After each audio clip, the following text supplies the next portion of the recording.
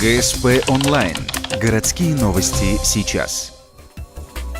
Четверг, 10:00. Главный корпус УГТУ. Стартует ежегодный международный семинар «Рассохинские чтения».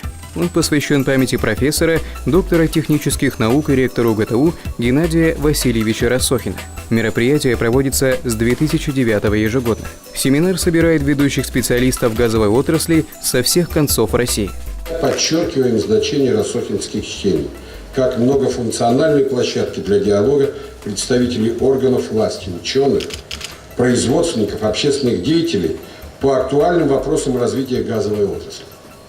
Но реалии современной российской и мировой действительности таковы, что этот диалог приобретает новое звучание, актуальное не только с профессиональной научно-производственной, не только экономической, но и с политической и геополитической точек зрения.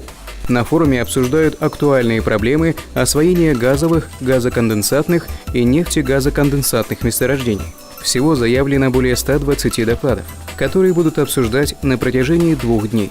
Для молодых ученых, аспирантов и соискателей семинар – своеобразная тренировочная площадка.